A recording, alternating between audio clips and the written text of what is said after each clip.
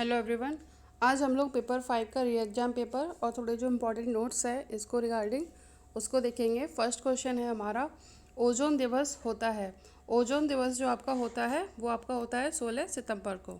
फिर आपका कि ओजोन परत में सबसे बड़ा छिद्र कहाँ पाया गया? अंटार्कटिका में। Option A. भोपाल दुर्घटना में गैस लीक हुई थी, मिथाइल आइसोसाइनाइड। ठीक है, ऑप्शन ज़्यादातर इसमें आपके करेक्ट दिए गए हैं, केवल एक ऑप्शन को छोड़ के। फिर है कि सीएनजी का विस्तृत रूप है compressed natural gas. Option B. ध्वनि हानिकारक प्रदूषण होता है 80 डेसिबल के ऊपर। ठीक है, देन क्वेश्चन है कि अम्लीय वर्षा में समाहित है। अम्लीय वर्षा जो है वो सल्फर डाइऑक्साइड और उसमें नाइट्रोजन की ऑक्साइड, इन दोनों के कारण होती है। ठीक है, ऑप्शन ए। फिर है कि इनमें से मृदा क्षरण का आवरण नहीं है। वनारोपण, वनारोपण यानी कि वनों को पौधों को पेड़ पौधों को लगाना। ठीक है, वनारोपण करना, पेड़ पौधों को लगाना।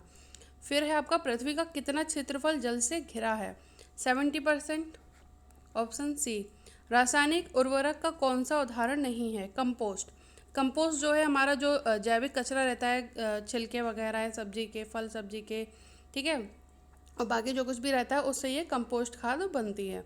फिर है कि इकोसिस्टम शब्द दिया था एजी टांसले ने। ठीक है, ऑप्शन बी। ताजमहल किसके कारण खतरे में है? ताजमहल जो है अम्ल वर्षा, अम्ल वर्षा किसकी वजह से होती है? सल्फर डाइऑक्साइड और नाइट्रोजन की ऑक्साइड की वजह से, इसीलिए ऑप्शन SO2। फिर कोलकाता में वायु प्रदूषण का मुख्य कारण क्या है? Carbon monoxide. कार्बन मोनोऑक्साइड जो है, एक तो जो घरेलू वायु प्रदूषण सबसे बड़ा है वो भी कार्बन मोनोऑक्साइड ही है। ठीक है, और वायु प्रदूषण का भी सबसे बड़ा कारण कार्बन मोनोऑक्साइड है। देन आपका आता है कि निम्न में से कौन सा राष्ट्रीय उद्यान विश्व धरोहर की सूची में शामिल है? वो है आपका सुंदरबन राष्ट्रीय उद्यान। ठीक है, सुंदरबन राष्ट्रीय उद्यान। फिर है कि भारतीय संविधान में कौन सी धारा पर्यावरण से संबंधित है? वो धारा 48A। ठीक है, 48A जो है ये आपकी पर्यावरण से संबंधित है। फिर है भारत का सबसे बड़ा प्राणी उद्यान कहाँ पर है? कोलकाता में है। ठीक है, कहाँ पर है? कोलकाता। हरित क्रांति संबंधित है। हरित क्रांति हम सब जानते हैं, खाद्यान्न उत्पादन से, खासकर गेहूं को लेकर। फिर है कि भारतीय वन्य जीव संस्थान स्थित है देहरादून, उत्तराखंड, देहरादून में। Option A. देन है कि कौन सा देश जैव विविधता का देश माना जाता है? जैव विविधता का जो बायोडाइवर्सिटी सबसे ज़्यादा पाई जाती है वो है भारत में। ठीक है, कहाँ पाई जाती है? भारत में। फिर है कि मृदा अपरदन का मूल कारण है वो है वन उन्मूलन, यानी कि पौधों को काटना, पेड़ पौधों को काटना। ठीक है, उसकी वजह से मृदा अपरदन होता है। फिर है क्योंकि पेड़ की जो जड़ें हैं वो मृदा को उसके मूल रूप में बनाए रखते हैं, वहीं से जब हम पेड़ उखाड़ना शुरू कर देते हैं तो वहाँ से मृदा अपरदन शुरू हो जाता है। फिर है मृदा प्रदूषण के लिए कौन उत्तरदायी नहीं है? हरी खाद। हरी खाद का मतलब यहाँ पे कंपोस्ट खाद से है। फिर है किस स्तर पर ध्वनि संकटजनक हो जाती है 80 decibel? Option B. Then question है कि उत्तराखंड के पर्यावरणवादी जिन्हें 2009 में पद्म विभूषण मिला था वो थे सुंदरलाल बहुगुणा। ठीक है, फिर टिहरी बांध योजना बनी है, किस पर बनी है? ये भागीरथी नदी पर बनी है। ओजोन परत पाई जाती है। ओजोन परत आपकी जो स्ट्रेटोस्फेयर में पाई जाती है। मृदा प्रदूषण का कारण है खनन करना, कीटनाशकों का छिड़काव और भट्टा उद्योग।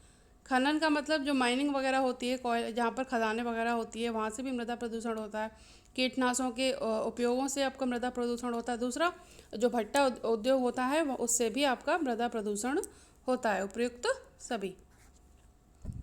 देन 26 क्वेश्चन है आपका कि BOD सूचक है। BOD जो है आप BOD के द्वारा आप जल प्रदूषण को मापते हैं। फिर है कि भारत का सबसे बड़ा पवन चक्की संयंत्र है तमिलनाडु में। पृथ्वी का वह भाग जिसमें जीव रहते हैं, जैव मंडल। पर्यावरण पर स्टॉकहोम सम्मेलन हुआ था 1972 में हुआ था। कौन सा विषय पर्यावरण से संबंधित है? पर्यावरण से जंतु वनस्पति विज्ञान, रसायन शास्त्र, दर्शन शास्त्र, ये तीनों ही पर्यावरण से संबंधित है, इसलिए उपयुक्त सभी। देन क्वेश्चन है कि वायुमंडलीय गैसों में ऑक्सीजन का प्रतिशत है 21%। पर्यावरण में BMW बायोमेडिकल वेस्ट। हमारे वायुमंडल में सर्वाधिक प्रचुरता में नाइट्रोजन पाई जाती है, सबसे ज़्यादा नाइट्रोजन है।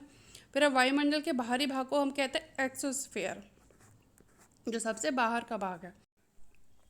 क्वेश्चन नंबर 35 है कि संयुक्त राष्ट्र पर्यावरण कार्यक्रम स्थापित हुआ था, ये हुआ था 1972 में स्टॉकहोम सम्मेलन के द्वारा, ठीक है। फिर है चिपको आंदोलन किसने प्रारंभ किया था? सुंदरलाल बहुगुणा ने। वायुमंडल का सर्वाधिक ठंडा भाग है वो है आपका मेसोस्फेयर है। मेसोस्फेयर यानी कि मध्य मंडल, इसमें आंसर इसे गलत दे रखा। मध्य मंडल सबसे ठंडा भाग होता है, ठीक है, इसको इंग्लिश में मेसोस्फेयर बोलते हैं। फिर क्वेश्चन है कि वायुमंडल का वह क्षेत्र जिसमें ओजोन परत पाई जाती है स्ट्रेटोस्फेयर यानी कि समताप मंडल। देखिए जो गुड ओजोन जो होती है, जो हमको पराबैंगनी किरणों से बचाती है, वो हमारी स्ट्रेटोस्फेयर में पाई जाती है, ठीक है। अगर आपसे बुरी ओजोन की बात करता है, बैड ओजोन की बात करता है, तो वो आपकी पाई जाती है ट्रोपोस्फेयर में यानी कि क्षोमंडल में वो पाई जाती है, ठीक है। जो कि गाड़ी वगैरह जो चलती है वाहनों के धुएं से, इन सब से ये पैदा होती है, ठीक है। वो आपकी क्षोभमंडल में पाई जाती है, इसको हम बैड ओजोन भी कहते हैं, जो हमारे लिए घातक होती है। बाकी जो ओजोन जो स्ट्रेटोस्फेयर में पाई जाती है, जो हमें अल्ट्रावायलेट रेज से बचाती है, उसको हम कहते हैं गुड ओजोन। फिर है आपका कि सदाबहार वनों का प्रमुख लक्षण है वो है वर्ष पर्यंत वर्षा। यहाँ पर जो है वर्षा वर्ष भर होती रहती है। फिर है कि भारत का वन शोध संस्थान स्थित है देहरादून में। वन संरक्षण अधिनियम लागू किया गया था 1980 में। देन क्वेश्चन है कि वनों की निम्न में से क्या उपयोगिता है?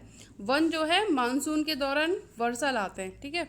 सबसे अधिक ऊर्जा उत्पन्न करने वाला स्रोत है सौर ऊर्जा। सूर्य जो है ऊर्जा का सबसे बड़ा स्रोत है।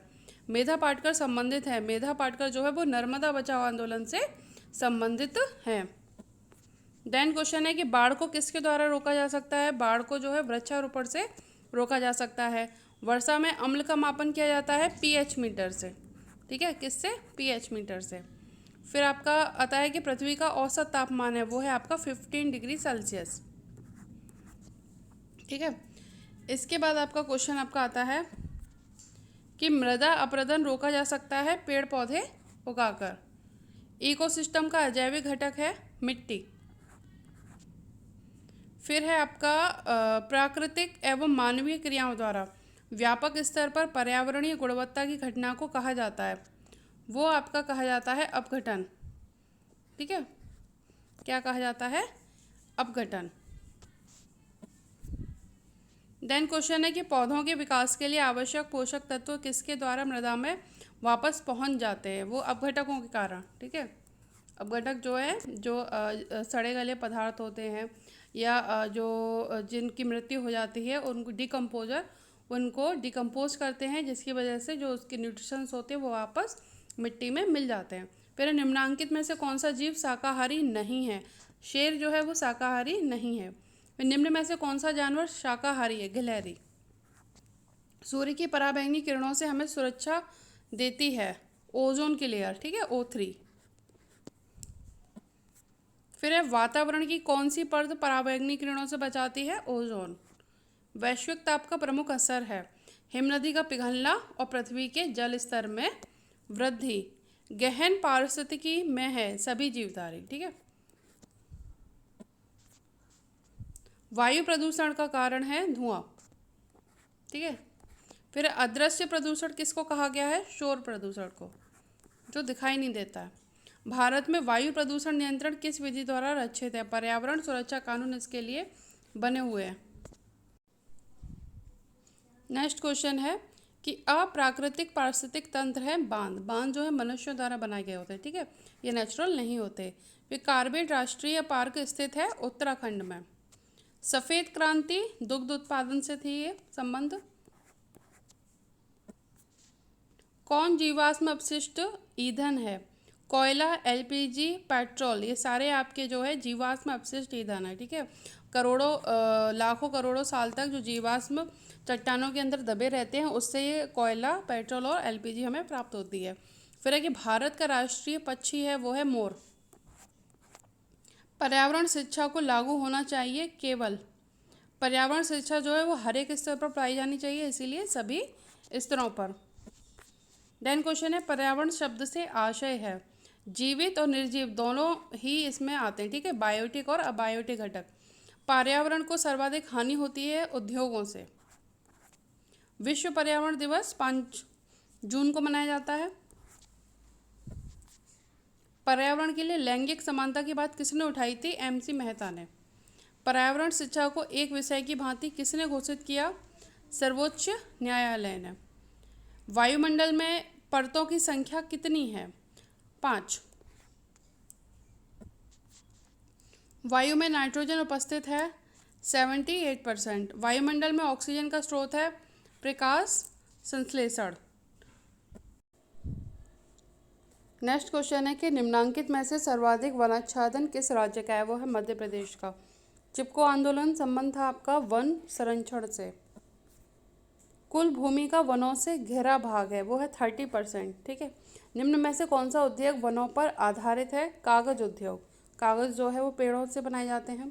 फिर हिमालय क्षेत्र में किस प्रकार के वन पाए जाते हैं? शंकुधारी, कॉन टाइप। ठीक है, जैसे उन पर बर्फ जो है वो उस पर नहीं जमती है। फिर नेक्स्ट क्वेश्चन है कि खनिज ईंधन का कौन सा उदाहरण नहीं है? वो है आपका काठ कोयला। ठीक है, इसमें जो आंसर दे रखा है यूरेनियम, ये गलत दे रखा है। खनिज ईंधन का मतलब होता है वो ईंधन जो हम माइनिंग द्वारा निकालते हैं, यानी कि जिनका हमको खनन करना होता है। ठीक है, यूरेनियम है, प्लेटिनम है, प्राकृतिक गैस है, ये सारे आपके खनिज ईंधन है जिनको हम माइनिंग द्वारा निकालते हैं।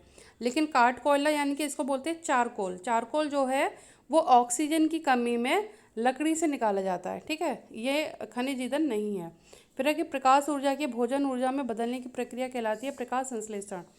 हमारे देश में ऊर्जा संकट का कारण चोरी, वितरण में कमी, नए उद्योग। इसका आंसर है उपयुक्त सभी। चोरी से मतलब यहाँ जो है बिजली चोरी से है, नए उद्योगों का लगना है जिसकी वजह से जो संसाधन है वो सीमित है। हम प्राकृतिक संसाधनों का ज़्यादा उपयोग कर रहे हैं, जो नवीकरण संसाधन है उनका उपयोग इतना हम नहीं कर रहे हैं, जिसकी वजह से ऊर्जा संकट होता है। वितरण में कमी, जहाँ जितनी आवश्यकता है उतनी वो वितरण नहीं हो पा रही है ऊर्जा। ठीक है, तो उपयुक्त सभी, इसका आंसर जो रहेगा वो रहेगा उपयुक्त सभी। देन नर्मदा बचाओ आंदोलन से संबंधित इनमें से कोई भी नहीं है। मेधा पाटकर थी, वो नर्मदा बचाओ से संबंधित है। फिर अतिवृष्टि से होने वाली आपदा को कहते हैं, वो है बाढ़। ज़्यादा बारिश से क्या होता है? बाढ़ आ जाती है। सुनामी शब्द जापानी है। ठीक है, कैसा है? जापानी शब्द है। ध्वनि प्रदूषक हम डेसिबल से नापते हैं। तुलसी का पौधा वायु प्रदूषण कम करता है। साफ सुथरा प्रदूषण मुक्त मुफ्त ऊर्जा का स्रोत है सौर ऊर्जा। ठीक है। डीडीटी, डीडीटी जो है ये नॉन बायोडिग्रेडेबल प्रदूषक है। ठीक है, ये बायोडिग्रेडेबल बिल्कुल भी नहीं है, ये गलत दिया है। ठीक है, ये नॉन बायोडिग्रेडेबल है। जल से जलवाष्प में परिवर्तन होने की प्रक्रिया कहलाती है वाष्पीकरण। नेक्स्ट क्वेश्चन है कि समस्त शाकाहारी जीव कहलाते हैं। सारे जितने भी शाकाहारी जीव है वो पेड़ पौधों पर निर्भर है, इसीलिए ये प्राथमिक उपभोक्ता कहलाते हैं। किसी खाद्य श्रृंखला में पौधे पौधे होते हैं आपके प्रोड्यूसर्स, यानी कि उत्पादक। रासायनिक खाद है यूरिया, यूरिया जो है वो रासायनिक खाद है। देन क्वेश्चन है कि इकोलॉजिकल खाद्य श्रृंखला में मनुष्य क्या है? मनुष्य क्या है? मनुष्य उपभोक्ता होता है। ठीक है, क्या होता है? उपभोक्ता होता है। अफ्रीका के घास क्षेत्र कहे जाते हैं सवाना। ठीक है, सवाना जो है वो आपके कहाँ पर है? अफ्रीका में। फिर है आपका कि पहली बार पारिस्थितिकी शब्द किसने प्रयोग किया था? वो किया था आपका अर्नेस्ट हैकल ने। किसने किया था? अर्नेस्ट हैकल। दूसरा आपका जो ये दिया है, अफ्रीका के घास क्षेत्र सवाना कहे जाते हैं। ठीक है, लेनोज जो है आपका वेनेजुएला में है। ठीक है, स्टेपीज आपके ब्राज़ील में पाए जाते हैं, और जो प्रेरीज जो हैं ये आपके यूएसए, कनाडा और मैक्सिको, इन तीनों जगह पर ये पाए जाते हैं। ठीक है, इनको प्रेरीज, यहाँ के जो घास के क्षेत्र हैं इनको प्रेरीज कहा जाता है। और ये जो प्रेरीज जो है, जो घास के मैदान है, ये गेहूं की खेती के लिए बहुत ज़्यादा उपयुक्त हैं। ठीक है, इसको गेहूं की, इसीलिए इस घास क्षेत्र को हम गेहूं की कटोरी भी कहते हैं। फिर आपका आता है कि भारत का राष्ट्रीय पशु है, वो है बाघ। निम्नलिखित में से कौन ग्रीन हाउस गैस नहीं है? ऑक्सीजन। एलपीजी विस्तृत रूप है लिक्विफाइड पेट्रोलियम गैस का। सूर्य क्या है? सूर्य एक स्टार है। क्या है? तारा। अब कुछ क्वेश्चंस हैं। पहला क्वेश्चन है कि निम्नलिखित में से कौन सा अन्य से भिन्न है? वो है आपका संरक्षण। ठीक है, कंजर्वेशन। क्योंकि बाकी मरुस्थलीकरण, अपरदन और वनोन्मूलन बाकी क्या है? ये सारी समस्याएं हैं, लेकिन संरक्षण क्या है? संरक्षण सॉल्यूशन है। फिर आपका आता है कि स्थानिक जातियां हैं। स्थानिक जातियां यानी कि एंडेमिक स्पेसीज, वो पौधे और जंतु जो केवल एक विशिष्ट भौगोलिक भौगोलिक क्षेत्र में पाए जाते हैं। ठीक है, ऑप्शन बी। देन क्वेश्चन है कि ओजोन परत को नष्ट करने वाले रसायन का क्या नाम है? वो है क्लोरोफ्लोरोकार्बन, CFC। इसकी वजह से ओजोन परत को नुकसान होता है। नेक्स्ट क्वेश्चन है निम्नलिखित में से कौन सी गैस पौधा घर प्रभाव के लिए यानी कि ग्रीन हाउस इफेक्ट के लिए ये उत्तरदायी है? वो है कार्बन डाइऑक्साइड। ठीक है। देन क्वेश्चन है कि निम्नलिखित में से कौन सी ग्रीन हाउस गैस है? वो है कार्बन डाइऑक्साइड। देन क्वेश्चन है कि निम्नलिखित में से कौन सी एक पौधे घर यानी कि हरित गृह गैस नहीं है? सल्फर डाइऑक्साइड ये अम्ल वर्षा के लिए उत्तरदायी होती है।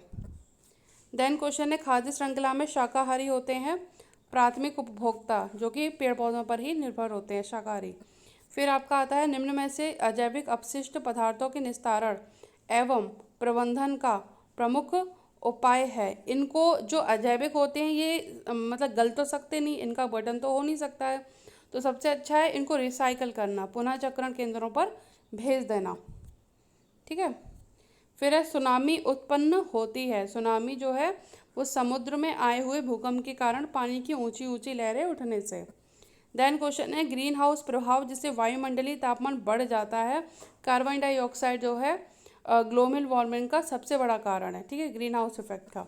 फिर आपका आता है वायुमंडल में उपस्थित गैसें जो पौधा घर प्रभाव यानी कि green house gas, green house effect को हम पौधा घर प्रभाव भी कहते हैं। वायुमंडल में उपस्थित गैसें जो पौधा घर प्रभाव का कारण है वो है मीथेन, जलवाष्प और कार्बन डाइऑक्साइड गैस। भूकंपों से संबंधित निम्नलिखित कथनों में से कौन सा कथन सही नहीं है? पहला है आपका कि इसमें जो सही नहीं है वो है कि भूकंप लेखी सीस्मोग्राफ भूकंप अभिलेख का रिकॉर्ड रखता है। ठीक है, ऑप्शन बी। उसके बाद आपका आता है कि वनों के संरक्षण के लिए एक सफल कार्यनीति आवश्यक है। इस कार्यनीति में शामिल होना चाहिए। इसमें जो शामिल होना चाहिए वो है वनों के सभी भौतिक एवं जैविक संगठनों के संरक्षण के लिए व्यापक कार्यक्रम, ऑप्शन सी। इसके बाद आपका आता है कि उस समुच्चय का चयन कीजिए जो किसी आवास के केवल जैविक अवयवों का निरूपण करता है। वो कीट, मेढक, मछली, जलीय पाद। ठीक है, ये सारे किसका करते हैं? ये सारे किसी आवास के जैविक अवयव यानी कि निवास स्थान के दो यानी जैविक और अजैविक घटक होते हैं। जैविक घटकों में कीट, मेढक, मछली, जलीय पादप आदि जीव निवास करते हैं और जबकि अजैविक घटक में निर्जीव चीज़ों को शामिल किया जाता है जैसे सूर्य का प्रकाश, ऑक्सीजन, नाइट्रोजन, अन्य गैसें, पानी, मिट्टी, खनिज इत्यादि। ठीक है, क्योंकि बाकी सब में क्या है मिक्स थे, लेकिन ये केवल बायोटिक घटक को बता रहा है। फिर है आपका 15 की विशेष क्षेत्रीय स्पीसीज के विषय में नीचे दिए गए कथनों में से कौन सा सत्य है? वो है आपका कि ये केवल विशिष्ट आवास में ही पाई जाती है। ठीक है। फिर आपका आता है क्वेश्चन है कि जैव मंडल आरक्षित क्षेत्र से संबंधित सही कथन। इसका ऑप्शन ए ही सही है कि ये वे क्षेत्र हैं जो क्षेत्र की जैव विविधता और संस्कृति को बनाए रखने में सहायक होते हैं। क्वेश्चन नंबर 17 है कि जैव विविधता के संदर्भ में निम्नलिखित कथनों पर विचार कीजिए। आपके इसमें आंसर सही है कि यह किसी दिए गए क्षेत्र के पादपजात और प्राणीजात विभिन्न स्पीसीज का उल्लेख करती है। ठीक है। इसके बाद आपका आता है निम्नलिखित पदों पर विचार कीजिए। तड़ित, गर्जन, बाढ़ और भूस्खलन और सुनामी। अब ये क्या है कि जो भूस्खलन है और सुनामी है ये आपकी प्राकृतिक आपदाएं हैं। ठीक है, क्या है?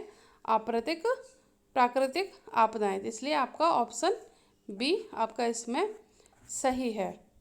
इसके बाद आपका आता है कि निम्नलिखित में से किस स्थान की चक्रवात से सबसे अधिक प्रभावित होने की संभावना है? पुरी, जगन्नाथपुरी। पुरी जो है आपका उड़ीसा में है जो कि चक्रवात से सबसे अधिक प्रभावित होने वाली समुद्र तटीय क्षेत्र है। उसके बाद आपका आता है रेड डाटा बुक किसका रिकॉर्ड रखती है? ये आपका जो है संकट, जो जितनी भी प्रजाति जो है जो संकट में है, इंडेंजर्ड स्पीसीज, इनका ये जो है रिकॉर्ड रखती है। फिर आपका आता है किसके जलने से सबसे अधिक वायु प्रदूषण होता है? वो है आपका कोयला। इन सब में कोयले के जलने से सबसे ज़्यादा वायु प्रदूषण होता है और सबसे कम हाइड्रोजन से होता है। फिर आपका आता है कि ज़मीन के अंदर रहने वाले जंतुओं को सुरक्षित रखा जा सकता है। ज़मीन के अंदर आपके टेरेरियम, ठीक है। और वायुवेरियम में वायुमंडलीय जंतु है तो, और जो एक्वेरियम होता है जलीय जंतु के लिए होता है, चिड़ियाघर स्थलीय जंतु है तो होता है, ठीक है। नेक्स्ट क्वेश्चन है ओजोन है। ओजोन जो है वो ऑक्सीजन का एक अपरूप है, ठीक है। फिर क्वेश्चन है किस कारण से स्टोन कैंसर होता है। स्टोन कैंसर होता है आपका एसिड रेन की वजह से। किसकी वजह से होता है ये? एसिड रेन की वजह से, ठीक है। इसको हम क्या बोलते हैं? स्टोन कैंसर या स्टोन लेप्रोसी भी इसको कहा जाता है। देन क्वेश्चन है कि निम्नलिखित में से कौन सा प्रदूषक ओजोन परत के अपक्षय के लिए उत्तरदायी है। वो है आपका क्लोरोफ्लोरोकार्बन, CFC, ऑप्शन ए। इसके बाद आपका आता है ये आपके कुछ पॉइंट्स हैं कि सूर्य से आने वाली हानिकारक पराबैंगनी किरणों को रोकता है, ओजोन परत रोकती है। ओजोन क्षरण के लिए सर्वाधिक उत्तरदायी कौन है? CFC है। ओजोन परत की मोटाई डॉप्सन यूनिट से हम नापते हैं। ओजोन संरक्षण दिवस 16 सितंबर। ओजोन परत की सर्वाधिक मोटाई ग्रीष्म ऋतु में होती है। कहाँ होती है? श्रीनगर में। ओजोन परत की न्यूनतम मोटाई वर्षा ऋतु में सबसे कम त्रिवेंद्रम में होती है। ओजोन परत को बचाने के लिए पहला अंतर्राष्ट्रीय प्रोटोकॉल हुआ था मॉन्ट्रियल प्रोटोकॉल 16 सितंबर 1987 को, ठीक है। ओजोन छिद्र माना जाता है 200 डॉप्सन यूनिट से नीचे। फिर है ओजोन परत का सर्वाधिक नुकसान हुआ है दक्षिणी ध्रुव में हुआ है। इसके बाद है आपका कि प्रमुख ग्रीन हाउस गैस है आपकी carbon dioxide, methane, nitrogen oxide SF6 और क्लोरोफ्लोरोकार्बन जलवाष्प। ग्लोबल वार्मिंग के लिए सर्वाधिक उत्तरदायी gas carbon dioxide. Global warming के लिए सबसे अधिक उत्तरदायी राष्ट्र है चीन, उसके बाद अमेरिका, ठीक है। और उसके बाद सर्वाधिक ग्रीन हाउस गैस उत्सर्जन करने वाला देश, सबसे ज़्यादा ग्रीन हाउस गैस उत्सर्जित करता है चीन। ग्रीन हाउस प्रभाव को सर्वोत्तम पहचाना था ग्रीन बैप्टिस्ट फ्यूरियर ने, ठीक है। इनको ज़्यादातर इनका नाम फ्यूरियर लिखा मिलेगा। ग्रीन हाउस गैस को कम करने के लिए प्रोटोकॉल लागू किया गया था क्योटो प्रोटोकॉल 1997 में। देन क्वेश्चन है आपका पॉइंट है कि जैव विविधता का संरक्षण किस प्रकार से हम कर सकते हैं।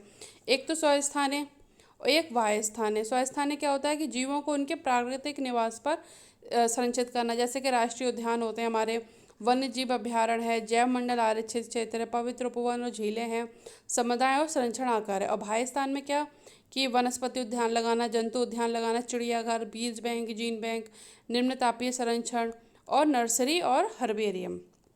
इसके बाद आपका आता है कि सर्वाधिक जैव विविधता आपकी उष्णकटिबंधीय वर्षा वन या विषुवत रेखीय प्रदेश में पाई जाती है। भारत में सर्वाधिक जैव विविधता आपकी शांत घाटी केरल में है। और अंतर्राष्ट्रीय जैव विविधता दिवस आपका मनाया जाता है 22 मई। एक सींग वाला जो गैंडा होता है ये आपका कांजीरंगा राष्ट्रीय उद्यान के में है।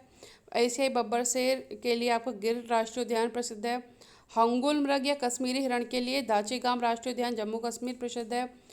थामिन मृग के लिए कैम्बल लामोजा राष्ट्रीय उद्यान, साइबेरियन पक्षी सारस के लिए केवलादेव। इस प्रकार से ये सारे आपके जीव जंतुओं के लिए आरक्षित क्षेत्र हैं। उसके बाद आपका है कि वन संरक्षण आंदोलन विश्नोई आंदोलन 1731, इससे जो संबंधित व्यक्ति हैं वो अमृता देवी विश्नोई। इसका उद्देश्य था वृक्ष संरक्षण हेतु राजस्थान। ये किसके लिए हुआ था? खेजरी वृक्ष को बचाने के लिए हुआ था। चिपको आंदोलन हुआ था 1973 में। ये किसने स्टार्ट किया था? सुंदरलाल बहुगुणा, गौरी देवी और चंडी प्रसाद भट्ट। किसके लिए हुआ था? ये वृक्ष संरक्षण के लिए हुआ था। फिर आपका आता है अपिक्को आंदोलन, नवधान्य आंदोलन, नर्मदा बचाओ आंदोलन जो आपके आंसर में था। इससे संबंधित व्यक्ति हैं मेधा पाटेकर और बाबा आमटे, ठीक है। इसके बाद आपका आता है भारत का जल पुरुष कहा जाता है राजेंद्र सिंह को। भारत का बर्डमैन डॉक्टर सलीम अली। वृक्ष मित्र Sunderlal Bahuguna. Tiger man of India कहा जाता है कैलाश सांखला को। और डॉल्फिन मैन ऑफ इंडिया कहा जाता है रविंद्र सिन्हा को। देन है कि आपदा के प्रकार, जो भूकंप प्राकृतिक जो नेचुरल आपदा हैं, जो नेचुरल डिजास्टर हैं वो आपके ये हैं और ये आपके मानव जनित में आते हैं, ठीक है। फिर आपका आता है कि रेड डाटा बुक संबंधित है ये संकटग्रस्त जीव जंतुओं से, जो संकट में है प्रजातियां उनसे। किसी विशेष क्षेत्र में पाए जाने वाले पेड़ पौधे एवं जीव जंतुओं कहते हैं फ्लोरा फना। WWF वर्ल्ड वाइल्ड लाइफ का मुख्यालय कहाँ पर है? ये ग्लैंड स्विट्जरलैंड में है। WWF का प्रतीक क्या है? लाल panda. MAB man and the biosphere programme शुरू हुआ था 1971 में यूनेस्को के द्वारा। देन है कि प्रोजेक्ट टाइगर स्टार्ट हुआ था आपका 1973 में। सबसे ज़्यादा आपसे प्रोजेक्ट टाइगर ही पूछा जाता है, बाकी गैंडा परियोजना पूछ लेगा ज़्यादा से ज़्यादा, मोस्टली आपसे प्रोजेक्ट टाइगर ही पूछा जाता है। फिर आपका आता है विश्व पर्यावरण दिवस, जो इस साल की जो थीम थी वो थी आपकी केवल एक पृथ्वी या ओनली वन अर्थ। और जो मेजबान देश था जिसने ऑर्गेनाइज किया था वो था स्वीडन। फिर आपका आता है, ये हैं आपके सारे महत्वपूर्ण पर्यावरण दिवस हैं, इनको आप अच्छे से देख लीजिएगा। फिर आपका आता है अम्लीय वर्षा किसके कारण होती है, ये सल्फर डाइऑक्साइड और नाइट्रोजन के ऑक्साइड मिलकर अम्ल वर्षा कराते हैं। ठीक है, इनके प्रभाव किस पर, त्वचा पर फफोले पड़ना, जलीय जीव जंतु एवं पेड़ पौधे नष्ट हो जाना और ताजमहल का रंग पीला पड़ना, ये आपके अम्लीय वर्षा के प्रभाव है। फिर आपका आता है अम्ल वर्षा का कारण सल्फर डाइऑक्साइड, नाइट्रोजन ऑक्साइड। अम्लीय वर्षा से ऐतिहासिक इमारतों तथा मूर्तियों का क्षरण होना, ये क्या कहलाता है, स्टोन लेप्रोसी या स्टोन कैंसर। ताजमहल का पीला होने का कारण क्या है, सल्फर डाइऑक्साइड। भोपाल गैस त्रासदी हुई थी, इसमें गैस कौन सी थी, मिथाइल आइसोसाइनाइड। चेरोनोबिल स्थित परमाणु ऊर्जा संस्थान में भीषण नाभिकीय दुर्घटना हुई थी, ये कहाँ है, ये यूक्रेन 1980। फिर आपकी ये है भोपाल गैस त्रासदी, ये घटना हुई थी आपकी 3 दिसंबर 1984 को। जो गैस जो थी, जो रिसाव हुआ था वो थी मिथाइल आइसोसाइनाइड। ठीक है, और स्थान ये है यूक्रेन। चेरोनोबिल परमाणु आपदा ये हुई थी 1986 में, और किसका रिसाव हुआ था, यूरेनियम का। इसके बाद आपका आता है प्रमुख प्रदूषक उनसे उत्पन्न रोग। पारा से मिनीमाता होता है, आर्सेनिक से ब्लैकफुट, फ्लोराइड नॉग्नि संचरण, nitrate blue baby syndrome, cadmium itai, asbestos फेफड़े का कैंसर, बेंजीन से ल्यूकेमिया का और एनिलिन से मूत्राशय का कैंसर। ठीक है, फिर आपका आता है ये कौन कौन से जो राष्ट्रीय उद्यान है वो किस किस राज्य में है। ठीक है, इनको आप पढ़ लीजिएगा। फिर आपका आता है इसके बाद कि विश्व का प्रथम राष्ट्रीय उद्यान वो बना था येलोस्टोन राष्ट्रीय उद्यान। भारत का प्रथम राष्ट्रीय उद्यान है जिम कॉर्बेट राष्ट्रीय उद्यान। ठीक है, इसको पहले हेली नेशनल पार्क के नाम से जाना जाता था। और भारत में कुल जैव मंडल आरक्षित क्षेत्र हैं 18। यूनेस्को के द्वारा मान्यता प्राप्त जैव मंडल आरक्षित क्षेत्र हैं 11। प्रथम जैव मंडल आरक्षित क्षेत्र नीलगिरी 1986 में। भारत में सर्वाधिक राष्ट्रीय उद्यान अंडमान निकोबार और मध्य प्रदेश में है। ठीक है, फिर आपका आता है कि अनाज का भंडारण में उपयोग की जाती है नीम की सूखी पत्तियाँ। डीडीटी बीएचसी ये दोनों क्या है, कीटनाशक है। डीडीटी का पूरा नाम है डाइक्लोरो डाइफिनाइल ट्राइक्लोरोएथेन, ये आया भी था लास्ट ईयर पेपर में आया था। बीएचसी का पूरा नाम है बेंजीन हेक्साक्लोराइड। जैविक कृषि को अपनाने वाला पहला राज्य है सिक्किम। कुछ प्रमुख फसल त्योहार हैं, पोंगल तमिलनाडु मनाया जाता है, बैसाखी पंजाब में, बिहू असम में। सिंचाई के आधुनिक तरीके हैं, छिड़काव तंत्र स्प्रिंकलर, और दूसरा ड्रिप, मतलब ड्रिप का मतलब होता है बूंद बूंद करके पानी टपकता है, और छिड़काव मतलब पानी को स्प्रे की तरह जो है फसल पर छिड़काव किया जाता है। फिर आपका आता है कि 2,4-D ये क्या है, ये खरपतवारनाशी है। ठीक है, उसके बाद बोरोडीएक्स मिश्रण, ये क्या है, एक कवकनाशी है। बोरोडीएक्स मिश्रण किसका मिश्रण है, ये कॉपर सल्फेट और भुजा चूना का। इस अब ये आपका आता है जैविक खाद में कौन कौन से आती हैं और रासायनिक खाद में आपकी कौन कौन से आते हैं। ठीक है, जैविक खाद में आपकी गोबर खाद, कंपोस्ट की खाद, नीम खली की खाद, मलमूत्र की खाद और केंचुए से तैयार खाद। जो केंचुए से तैयार खाद होती है उसको हम वर्मी कंपोस्ट भी बोलते हैं। ठीक है, और ये सारी आपकी रासायनिक खाद हैं। इसके बाद उर्वरक के होते कौन से हैं, कि वे पदार्थ जिन्हें मिट्टी में पोषक स्तर बनाए रखने के लिए मिलाया जाता है उन्हें खाद एवं उर्वरक कहते हैं। ठीक है, जैसे कि एनपीके यानी कि नाइट्रोजन, फॉस्फोरस और पोटेशियम, इनकी मिट्टी को आवश्यकता होती है। फिर है कि मसालों का बगीचा किसको कहा जाता है, केरल को। काली मिर्च क्या है, मसालों का राजा, मसालों की रानी इलायची। काला सोना काली मिर्च। भारतीय मसाला अनुसंधान केंद्र संस्थान कहाँ पर है, कालीकट केरल में। चीनी का कटोरा कहा क्यूबा है। चीनी का कटोरा भारत में उत्तर प्रदेश। धान का कटोरा छत्तीसगढ़। और धान के खेत में जैव उर्वरक के तौर पर सर्वाधिक उपयुक्त जैव उर्वरक है एजोला। नेक्स्ट है कृषि उत्पादन, गन्ना आलू गेहूं के लिए उत्तर प्रदेश। कपास में प्रथम स्थान गुजरात का है। चाय में असम का है। कॉफ़ी जो है वो कर्नाटक। जूट जो है पश्चिम बंगाल। और रबड़ मसाला केरल से। फिर आपका आता है कि ये कुछ खेती हैं। ठीक है, ये खेती किस प्रकार की खेती होती है, झूम खेती हुई, जो भी ये नाम है इनके, ये खेती इस प्रकार की होती है। ये जो लोग होते हैं वो एक जगह खेती करते हैं, उसके बाद फसल लेने के बाद उस खेत में या तो वो आग लगा देते हैं या उस खेत को या जगह को छोड़कर वो दूसरी जगह जाकर खेती करते हैं। ठीक है, इसको हम कहते हैं झूम खेती। और इसके जो नाम है इसके अलग अलग राज्यों में अलग अलग हैं। ठीक है, जो नागालैंड मिजोरम है उत्तर पूर्वी राज्य, इसको यहाँ पे झूम खेती, ज़्यादातर इसको झूम खेती के नाम से ही हम लोग जानते हैं, या झूमिंग कृषि। ठीक है, मध्य प्रदेश छत्तीसगढ़ में इस प्रकार की खेती को हम दीपा डहिया या बेबर कहते हैं। इस प्रकार से अलग अलग राज्यों में इस खेती के नाम हैं। फिर है आपका हरित क्रांति जो है खाद्यान्न उत्पादन से, श्वेत क्रांति दुग्ध उत्पादन से, पीली क्रांति तिलहन से, नीली क्रांति मत्स्य उत्पादन से, गुलाबी क्रांति झींगा और प्याज उत्पादन से संबंधित थी। लाल क्रांति आपकी मांस और टमाटर उत्पादन से, गोल क्रांति आलू उत्पादन से, भूरी क्रांति उर्वरक उत्पादन से, स्वर्ण क्रांति फल बागवानी में वृद्धि और रजत क्रांति अंडा पोल्ट्री उत्पादन में वृद्धि से थी। ठीक है, इस प्रकार से ये सारी क्रांतियाँ थी, इनको आप पढ़ लीजिएगा। फिर है कि हरित सदाबहार क्रांति का संबंध है। यानी कि हरित क्रांति का संबंध खाद्यान्न उत्पादन से था। इसकी शुरुआत कब हुई थी? ये 1966 से 67 में हुई थी। विश्व में हरित क्रांति के जनक है नॉर्मन बोरलॉग और इंडिया में है डॉक्टर एम.एस. स्वामीनाथन। ये कृषि वैज्ञानिक थे। इसका सबसे जो हरित क्रांति का जो मेन प्रभाव था वो गेहूं की फसल पर पड़ा था। ठीक है, और श्वेत क्रांति का संबंध दुग्ध उत्पादन से, और श्वेत क्रांति के जनक जो इंडिया में वो है डॉक्टर वर्गीज कुरियन। इसके बाद आपका आता है फसल के प्रकार। रबी की जो फसल है वो अक्टूबर नवंबर में इसको बोया जाता है, इसको मार्च अप्रैल में जाके काट लिया जाता है। ठीक है, इसमें कौन कौन सी फसलें आती हैं? गेहूं, जौ, चना, मटर, सरसों, अलसी, मसूर, आलू और बरसीन। खरीफ की फसलों में आपका जून जुलाई में इनको बोया जाता है, अक्टूबर नवंबर में इनको काट लिया जाता है। ठीक है, इसके बाद आपका आता है जायद की फसल आती है जो मार्च जुलाई में जो है आपकी की जाती है, वो तरबूजा, खरबूजा, ककड़ी, खीरा ये सब।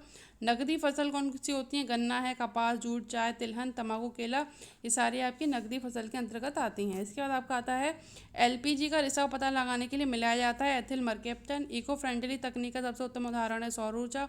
पर्यावरण प्रदूषण नहीं करता है सौर ऊर्जा। सीएनजी की फुल फॉर्म है आपकी compressed natural gas. LPG liquefied petroleum gas. LED light emitting diode. CFL compact fluorescent lamp. Methane gas का उत्सर्जन होता है धान का खेत, दलदली स्थान, जुगाली करने वाले पशु या जो गाय भैंसे वगैरह होती हैं, इनकी ये भी मेथेन का उत्सर्जन करते हैं। ठीक है, वाहनों में प्रयुक्त होने वाले प्राकृतिक गैस जो न्यूनतम पर्यावरण प्रदूषण उत्पन्न करते हैं, सीएनजी। सीएनजी का प्रमुख संगठक मीथेन गैस। एलपीजी में मुख्यतः पाया जाता है प्रोपेन, ब्यूटेन, आइसोब्यूटेन। ठीक है, फिर आपका आता है नवीकरणीय ऊर्जा, गैर परंपरागत ऊर्जा। सौर ऊर्जा, पवन ऊर्जा, जल ऊर्जा, ज्वारीय ऊर्जा, भूतापीय ऊर्जा, बायोगैस ऊर्जा। अनवीकरणीय ऊर्जा जो परंपरागत स्रोत है ऊर्जा के वो है कोयला, पेट्रोल, डीजल, मिट्टी का तेल, प्राकृतिक गैस। जीवाश्म ईंधन, कोयला, पेट्रोलियम, प्राकृतिक गैस जो कि जीवाश्मों से प्राप्त होते हैं। बायोडीजल, जेट्रोफा, इसको हिंदी में रतन जोत कहते हैं। ऊर्जा संसाधन है नवीकरणीय संसाधन, और ये हैं आपके अनवीकरणीय संसाधन। ठीक है, ये रीयूजेबल होते हैं, दोबारा यूज किए जा सकते हैं। ये एक बार निकालने के बाद इनको दोबारा यूज नहीं किया जा सकता, ये ख़त्म होते जाते हैं। फिर आपका सबसे खतरनाक पराबैंगनी किरण कौन सी है? अल्ट्रावायलेट सी। और पौधे एवं जीवों के लिए सबसे नुकसानदायक कौन सी है? यूवीबी। और यूवीबी द्वारा होता क्या है? त्वचा कैंसर, मोतियाबिंद, प्रतिरोधक क्षमता में कमी, प्रकाश संश्लेषण क्रिया प्रभावित होना।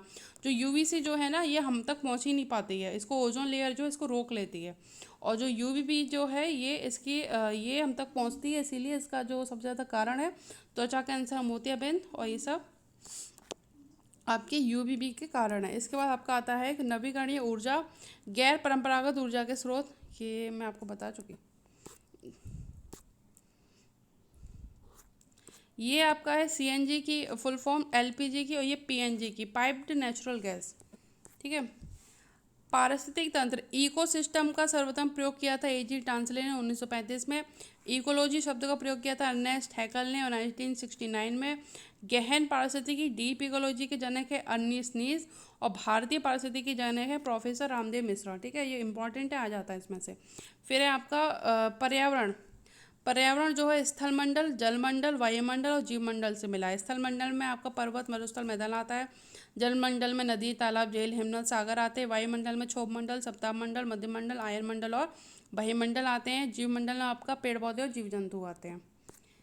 फिर आपका आता है पर्यावरण के भौतिक या अजैविक संगठन, यानी कि एबायोटिक कंपोनेंट। ठीक है, उसमें वायु, जल, मृदा, खनिज, अकार्बनिक तत्व, नाइट्रोजन, फॉस्फोरस, कार्बनिक तत्व, प्रोटीन, कार्बोहाइड्रेट, विटामिन, वसा, ये सब आपके क्या एबायोटिक घटक पर्यावरण के। जैविक घटक बायोटिक होते हैं, पेड़ पौधे और जीव जंतु। प्राकृतिक तंत्र के घटक बायोटिक और एबायोटिक। ठीक है, बायोटिक में क्या है? उत्पादक, उपभोक्ता, अपघटक। और जैविक में क्या है? कार्बनिक, अकार्बनिक और भौतिक। ठीक है, इनकी टाइप भी आप पढ़ लीजिएगा कि कार्बनिक में कौन से, अकार्बनिक में कौन से, भौतिक में कौन से, उत्पादक कौन से, उपभोक्ता कौन से और अपघटक कौन से। फिर आपका आता है उत्पादक। उत्पादक कौन से हैं? हरे पौधे, शैवाल, उपभोक्ता जीव जंतु, मनुष्य। अपघटक कौन से? जीवाणु, कवक। और प्रकृति द्वारा निर्मित पारिस्थितिक तंत्र है आपका नदी, तालाब, झील, घास का मैदान, वन। और मानव निर्मित है आपका धान का खेत, पार्क, बगीचा, एक्वेरियम। ये सारे आपके मानव निर्मित या कृत्रिम पारिस्थितिक तंत्र में आते हैं, ठीक है। प्रकृति का आप मेहतर बोल लीजिए या सफाई कर्मी बोल लीजिए, वो है आपका जीवाणु, कवक, अपघटक, ठीक है। और पारिस्थितिक तंत्र में ऊर्जा का सर्वोत्तम स्रोत है, वो है सौर ऊर्जा।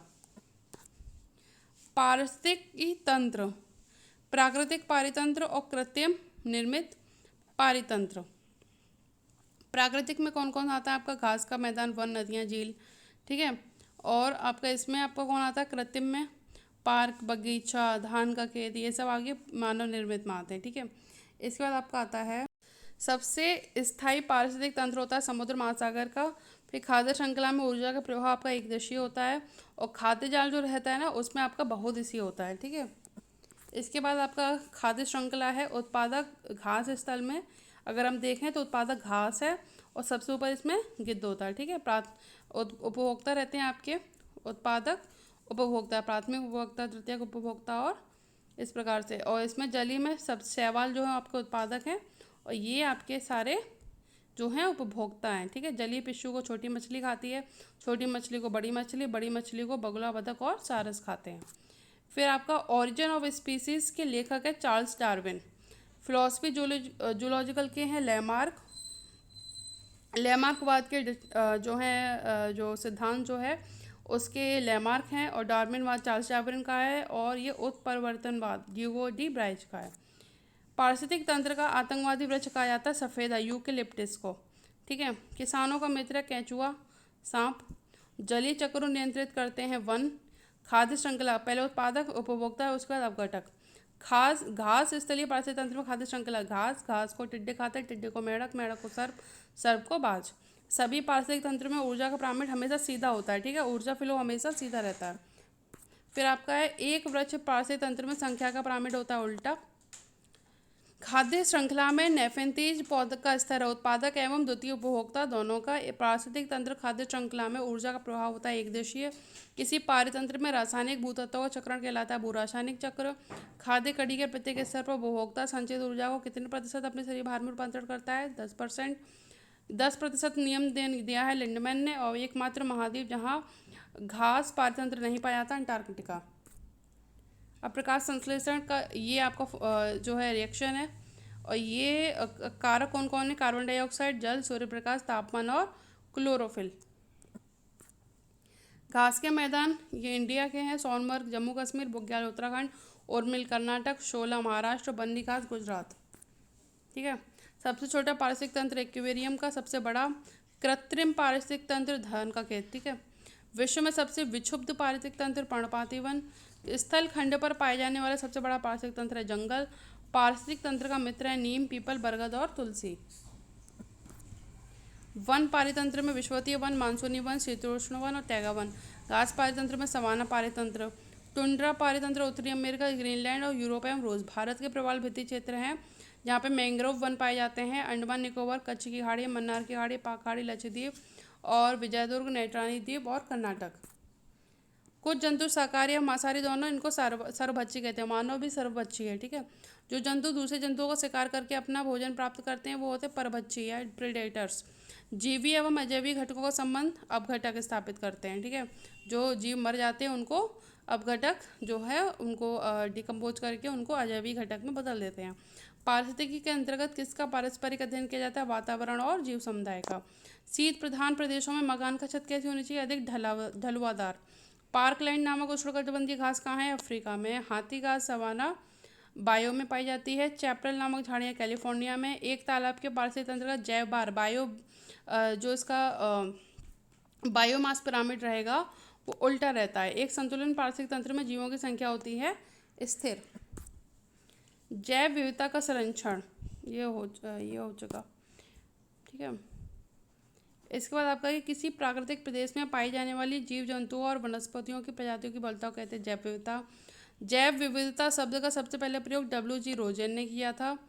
और विश्व समुदाय के समक्ष जैव विविधता या बायोडाइवर्सिटी शब्द को प्रस्तुत किसने किया था? एडवर्ड विस्लर ने किया था। सर्वाधिक जैव विविधता वाले क्षेत्र हैं उष्णकटिबंधीय वर्षा वन और विषुवतीय रेखीय प्रदेश। विश्व में सर्वाधिक जैव विविधता किस देश में पाई जाती है? ब्राजील में पाई जाती है। भारत में सर्वाधिक जैव विविधता शांत घाटी केरल में। अंतर्राष्ट्रीय जैव विविधता दिवस 22 मई। राष्ट्रीय जैव विविधता प्राधिकरण का मुख्यालय चेन्नई में है। सर्वप्रथम हॉटस्पॉट शब्द का प्रयोग नॉर्मन मायर्स ने किया था। विश्व में कुल हॉटस्पॉट है 36। प्रमुख घाटियां हैं ये दून घाटी, मूर्खा घाटी, मरखा घाटी, फूलों की घाटी, शांति घाटी, लाहौल घाटी और पार्वती घाटी। ये सारे इसके जो है स्टेट हैं। फिर आपके पर्यावरण से संबंधित कुछ अधिनियम है कि वन्य जीव संरक्षण अधिनियम आपका 1972 से, वन संरक्षण अधिनियम 1980 में, वायु प्रदूषण रोकथाम आपका 1981 में। इस प्रकार से आप इनकी सन पढ़ लीजिएगा, आ जाते हैं। फिर आपका आता है इसके बाद कि भारत का जल पुरुष राजेंद्र सिंह, भारत का बर्डमैन डॉक्टर सलीम अली, वृक्ष मित्र Sunderlal Bahuguna, tiger man of India Kailash Sankhala, dolphin man of India Ravindra Sinha, ice man of India Chewang Norphel और hero of environment Mike Pandey. इसके अलावा आपका भारत सरकार द्वारा गुणवत्ता मानक ब्यूरो मानक किसके लिए आपका होता है? पर्यावरण प्रदूषण रोकने वाहनों पर, ठीक है। एग मार्क कृषि खाद्य पदार्थ की शुद्धता और गुणमार्क के लिए, हॉलमार्क सोने की गुणवत्ता के लिए, इको मार्क पर्यावरण अनुकूलन के लिए और यूरो मार्क मोटर वाहन प्रदूषण के लिए। ये यूरोपीय देश में है। वन महोत्सव आपका स्टार्ट होता है फरवरी और जुलाई के प्रथम सप्ताह में। वन्य जीव सप्ताह है 1 से 7 अक्टूबर तक ये मनाया जाता है। राष्ट्रीय पर्यावरण जागरूकता माह होता है आपका 19 अक्टूबर से 18 नवंबर तक। प्रोजेक्ट टाइगर 1973 में स्टार्ट हुआ था और देश का 50वां बाघ अभयारण्य टाइगर रिजर्व घोषित किया गया है। कमलांग बाघ अभयारण्य और प्रोजेक्ट टाइगर में सबसे पहले शामिल किया गया था कान्हा के, इसलिए मध्य प्रदेश में है ये राष्ट्रीय उद्यान। फिर आपका केंद्रीय औषधि संस्थान लखनऊ में है। राष्ट्रीय वानस्पतिक अनुसंधान संस्थान लखनऊ में है। राष्ट्रीय डेयरी अनुसंधान संस्थान करनाल में है और राष्ट्रीय दलहन अनुसंधान संस्थान कानपुर में है। WWF का प्रतीक ये मैंने आपको बता ही दिया, ठीक है। भारत का 27वां आर्द्रभूमि क्षेत्र सुंदरवन। विश्व आर्द्रभूमि का प्रथम सम्मेलन कहाँ हुआ था? ईरान में हुआ था, रामसर, 2 फरवरी 1971। भारत की सबसे छोटी आर्द्रभूमि रेणुका आर्द्रभूमि हिमाचल प्रदेश में है। भारत की सबसे बड़ी आर्द्रभूमि है सुंदरवन। उत्तर प्रदेश में आर्द्रभूमियों की संख्या है 8, ठीक है। उसके बाद आपका ये कुछ ऑर्गेनाइजेशन है, जैसे UNEP है, इसका यूनाइटेड नेशंस एनवायरनमेंट प्रोग्राम। स्थापना इसकी 5 जून 1972 में। मुख्यालय इसका नैरोबी और केन्या में, ठीक है। फुल फॉर्म पूछ लेगा, स्थापना पूछ सकता है, मुख्यालय पूछ सकता है, प्रतीक और इसका काम क्या है, ये सब इनसे पूछेगा, ठीक है। इसमें से अब ये कुछ प्रोटोकॉल्स है, जैसे मॉन्ट्रियल प्रोटोकॉल कब बना था? योजना प्रगति के लिए बना था, ठीक है। इसी प्रकार से ये सारे प्रोटोकॉल्स हैं, इनको आप पढ़ लीजिएगा। अब देखिए, जैव निम्नीकरण प्रदूषक होते हैं, यानी कि बायोडिग्रेडेबल। कौन कौन होता है? सब्जी, फल के छिलके, सीवेज, सड़े गले पदार्थ, कागज़। इनको हम ये बायोडिग्रेडेबल होते हैं। और जो नॉन बायोडिग्रेडेबल होते हैं उनमें होते हैं पॉलीथीन, पारा, DDT और सीसा।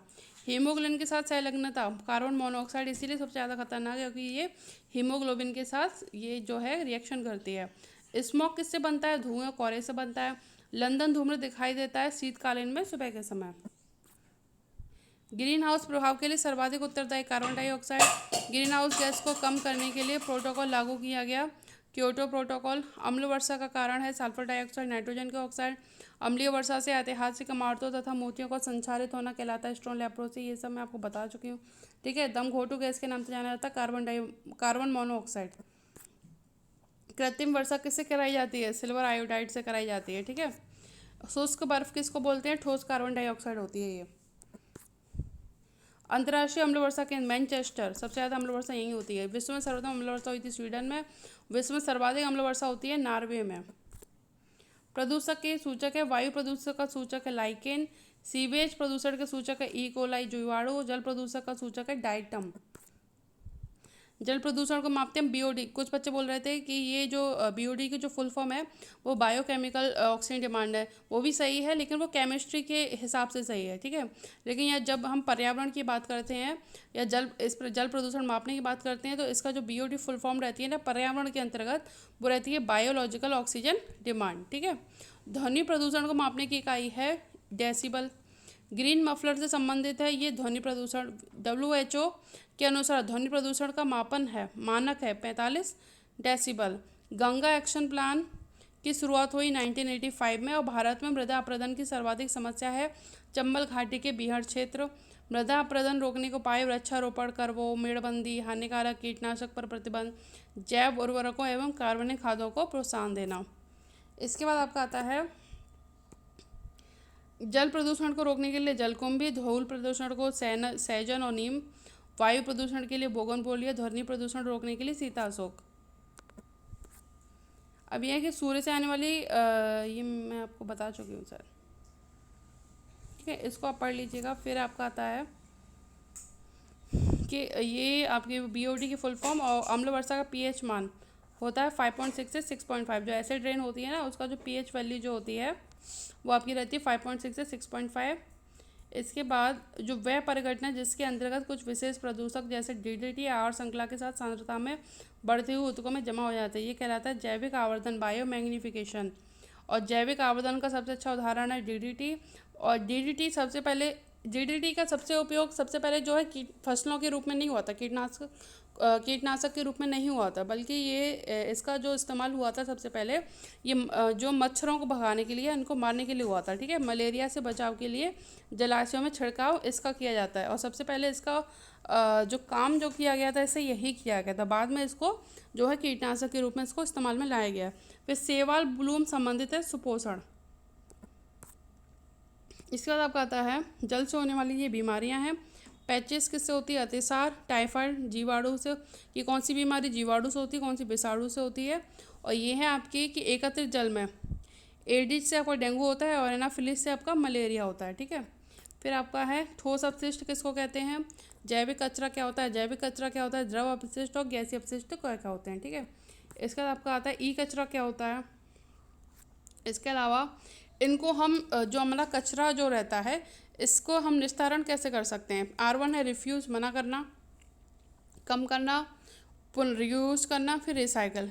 रिफ्यूज, रिड्यूस, रीयूज, रिसाइकल, ठीक है। अब मना कीजिए मतलब पॉलीथीन और प्लास्टिक से बनी वस्तुओं को मना करना है। उपयोग कम करना चाहिए। विभिन्न वस्तुओं का उपयोग अपनी आवश्यकता अनुसार करें जिससे अपशिष्ट कम निकले।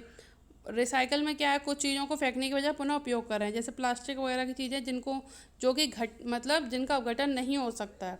पुनः चक्रण है घरों में खराब उपकरणों, वाहनों, अखबार, प्लास्टिक आदि की कबाड़ी को पुनः चक्रण के लिए देना, ठीक है।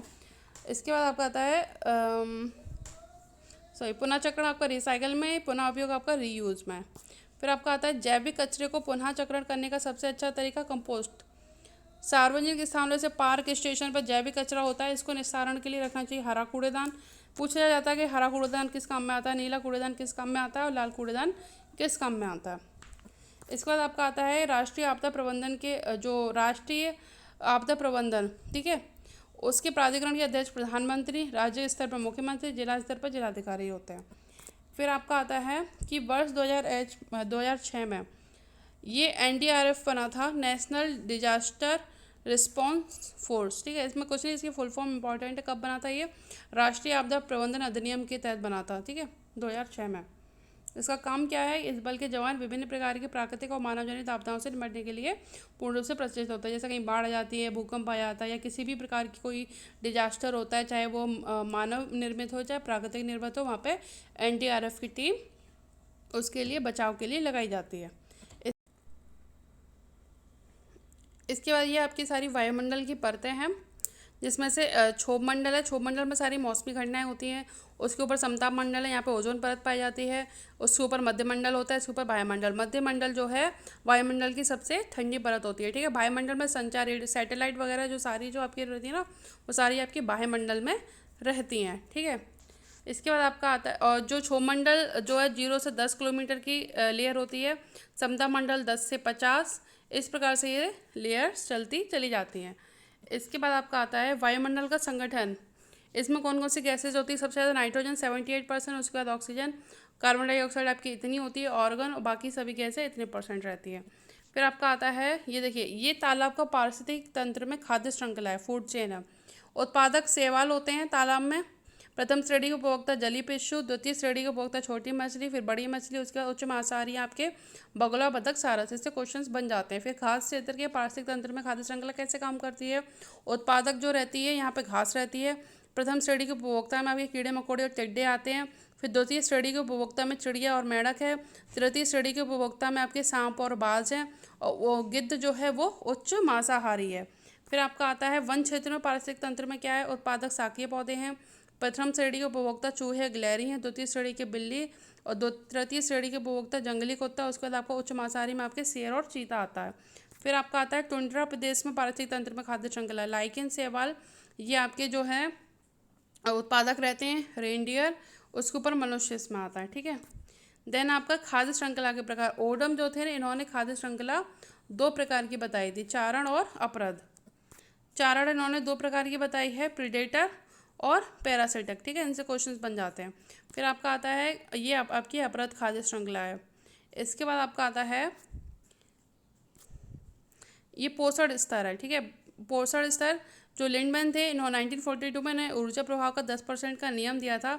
इन्होंने ये कहा था कि एक पोषण स्तर से दूसरे पोषण स्तर से केवल 10% ऊर्जा का स्थानांतरण होता है, यानी कि 100% में से केवल 10% ऊर्जा जो है वो एक पोषण स्तर से दूसरे पोषण स्तर पर ट्रांसफ़र होती है, ठीक है। जैसे उत्पादक है, यहाँ पर जो ऊर्जा आपकी 1000 जूल है, यहाँ पर 10% ऊर्जा जाएगी प्राथमिक उपभोक्ता तक, यानी कि पोषण स्तर 2 तक हो जाएगी आपकी 100 जूल। इस प्रकार से केवल 10% ऊर्जा ऊपर की तरफ ट्रांसफ़र होती है, और ऊर्जा में ये क्रमिक ह्रास होता है। दूसरा, ये ऊर्जा जो है प्रभाव एक दिशीय रहता है। फिर आपका रहता है ये सूर्य से प्राप्त ऊर्जा एक स्थलीय पारितंत्र में हरे पौधे की पत्तियों द्वारा प्राप्त होने वाली सौर ऊर्जा का लगभग 1% भाग खाद्य ऊर्जा में परिवर्तित हो जाता है। और माना यदि उत्पादकों में सूर्य से प्राप्त ऊर्जा 1% के रूप में अगर 1000 जूल है, तो यहाँ पे 1000 जूल जो लिखा था, अगर हम ये मान लें कि वो सूर्य से प्राप्त वो 1% ऊर्जा अगर 1000 जूल है, तो इस प्रकार से ये क्रम इसमें चलता है। फिर आपका आता है ये आपका पूरा पोषण स्तर है कि पोषण स्तर 1 में स्वपोषित आते हैं, स्वपोषित यानी कि पेड़ पौधे, ठीक है, अपना भोजन स्वयं बनाते हैं। फिर शाकाहारी आते हैं, शाकाहारी के ऊपर पोषण स्तर में मांसाहारी, उसके ऊपर मानव आता है। मानव जो है वो सर्वाहारी है, ठीक है, पोषण स्तर 4 पे आता है मानव, ठीक है। अब यहाँ सबसे ज़्यादा इसके बाद आपका आता है ये आपके पिरामिड। पिरामिड आपके 3 प्रकार के होते हैं। ये किसने दिया था? चार्ल्स एल्टन ने दिया था। किसने दिया था? चार्ल्स एल्टन ने 1927 में। पारिस्थितिक पिरामिड का विचार, ठीक है, इनको हम एल्टोनियन पिरामिड भी कहते हैं। जीव संख्या का पिरामिड यानी कि पिरामिड ऑफ नंबर्स, जीव भार बायोमास का, ऊर्जा का पिरामिड आपका एनर्जी का है, ठीक है, इस प्रकार से। अब ये आपकी जीव संख्या का पिरामिड है घास भूमि में। सबसे ज़्यादा घास होती है, घास के ऊपर कीट, फिर मांसाहारी, फिर सर्वोच्च मांसाहारी में ये आते हैं, ठीक है। ये सीधा पिरामिड होता है। सीधा जीव संख्या का पिरामिड जो तालाब का पारिस्थितिक तंत्र होता है ना, इसका भी जीव संख्या पिरामिड कैसा रहता है? ये सीधा होता है। ये उल्टा संख्या पिरामिड आपका परवच्छी खाद्य श्रृंखला है, ठीक है। पेड़ है, पेड़ के ऊपर पक्षी, उसके ऊपर जूट टिड्डे, और उसके ऊपर मक्खी और सूक्ष्म जीव पाए जाते हैं, ठीक है। ये आप इसके बाद आपका आता है ये आपका जीव संख्या पिरामिड है, ये वन पारिस्थितिक तंत्र में, ठीक है। ये आपका पेड़ का था, केवल केवल पेड़ का, ये आपका पूरे वन का है। फिर ये आपका है ये आपका प्राणी प्लवक ये आपका तालाब क्षेत्र का है, ठीक है। कहाँ का? ये तालाब क्षेत्र का है। फिर आपका आता है ये ऊर्जा प्रभाव के 10% नियम के हिसाब से ये आपका ऊर्जा जो आपका ऊर्जा का जो पिरामिड बनता है वो इस प्रकार का बनता है, ठीक है। ऊर्जा का पिरामिड हमेशा सीधा होता है। इसके बाद आपका आता है जो जैव विविधता जो थी, ये वॉल्टर जी रोजन ने 1985 में ये दिया था। इसका जो ये 3 प्रकार की होती है जैव विविधता, आनुवांशिक, प्रजाति और पारिस्थितिकी विविधता। इसमें से भी ये जो विविधताएं हैं, ये 3 प्रकार की जो ये विविधता हैं, इनका मापन किया जाता है अल्फा से बीटा गामा, ये इनकी मापन की विधियाँ हैं, ठीक है। इसके बाद आपका आता है पर्यावरण का अर्थ क्या होता है? पर्यावरण का अर्थ, ये पर्यावरण जो है, ये इन्वायरमेंट शब्द जो है ये किससे बना है? ये एनवलप शब्द का ये पर्यायवाची है। एनवायरमेंट शब्द एनवलप शब्द का ये पर्यायवाची है, ठीक है। एनवायरमेंट 2 शब्दों से बना है, एनवायरन और मेंट से, ठीक है। इसके बाद और हिंदी में इसको पर्यावरण शब्द परि और आवरण से। फिर आपका आता है ये है प्रोजेक्ट विधि। प्रोजेक्ट विधि में स्टेप्स कौन कौन से होते हैं? ठीक है, 6 स्टेप होते हैं इसके। समस्या का चुनाव, कार्य का नियोजन, कार्यप्रणाली का मानकीकरण, कार्य करना, रिपोर्ट तैयार करना और फिर मूल्यांकन। इसके बाद आपका आता है प्रोजेक्ट, यही जो प्रोजेक्ट विधि के ये जो पद थे, ये प्रोजेक्ट विधि किसने दी थी? ये W.H. किलपैट्रिक ने दी थी, ठीक है। किसने दी थी? किलपैट्रिक ने दी थी। ये आपके पर्यावरण के प्रकार 2 भागों में बांटते हैं, भौतिक पर्यावरण और सांस्कृतिक पर्यावरण में। भौतिक पर्यावरण में आपके जो है ये सब आते हैं, ठीक है। और सांस्कृतिक पर्यावरण में ये सब आपका आता है।